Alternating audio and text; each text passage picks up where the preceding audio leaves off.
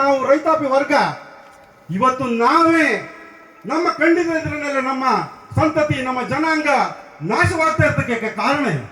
ಇದಕ್ಕೆ ಕಾರಣಗಳ ಎಲ್ಲ ಬಂದಂತ ಸರ್ಕಾರಗಳು ತಾವು ತಮ್ಮ ಅವಧಿಯಲ್ಲಿ ಟೇಬಲ್ ಮೇಲೆ ಕುಳಿತುಕೊಂಡು ಇಡೀ ಜಮೀನನ್ನ ಇಲ್ಲಿ ಎಲ್ಲವೂ ಕೂಡ ಅರಣ್ಯಕ್ಕೆ ಯೋಗ್ಯವಾದ ಭೂಮಿ ಅಂತ ಹೇಳಿ ಕಂದಾಯ ಇಲಾಖೆ ಬರುತ್ತೆ.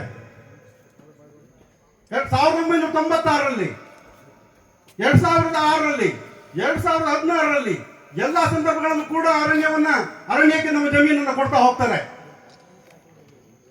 ಆದ್ರೆ ನಾನು ಕೇಳ್ತಕ್ಕಂಥದ್ದು ಇಷ್ಟೇ, ನಮ್ಮ ಮಹಾರಾಜರ ಕಾಲದಲ್ಲಿ ಇದ್ದಿರ್ಬೋದು, ಬ್ರಿಟಿಷರ ಆಳ್ವಿಕೆ ಸಂದರ್ಭದಲ್ಲಿ ಇದ್ದಿರ್ಬೋದು, ಆ ಕಾಲದಲ್ಲೂ ಅದು ಕೂಡ ಶಾಸನಗಳೇ, ನೀವು ತಂದಿರ್ತಕ್ಕಂಥದ್ದು ಕಾನೂನುಗಳೇ. ಅವತ್ತು ಕೊಟ್ಟಂತಹ ಆ ನಾಯಿ ಮಣ್ಣು ಭೂಮಿ ಇರ್ಬೋದು, ಆ ಕುಲವಾಡಿ ಜಮೀನು ಇದ್ದಿರ್ಬೋದು, ಆ ಊರೊಡವೆ ಇರ್ಬೋದು, ಹುಲ್ಲುಗಾವಲು ಇರ್ಬೋದು, ಬಾಣೆ ಇರ್ಬೋದು, ಕುಮ್ಕಿ ಇರ್ಬೋದು, ನದಿ ಪಾತ್ರಗಳ ದಂಡೆಗಳಿರ್ಬೋದು, ಇದೆಲ್ಲವೂ ಕೂಡ ಕಾನೂನಾತ್ಮಕವಾಗಿ ಕೊಟ್ಟಿದ್ದಂತ ಭೂಮಿಗಳು. ಇದೆಲ್ಲವೂ ಕೂಡ ರೈತರಿಗೆ ಅನುಕೂಲವಾಗಲಿಕ್ಕೆ ಬೇಕಾಗಿರ್ತಕ್ಕಂಥ ಭೂಪ್ರದೇಶಗಳು.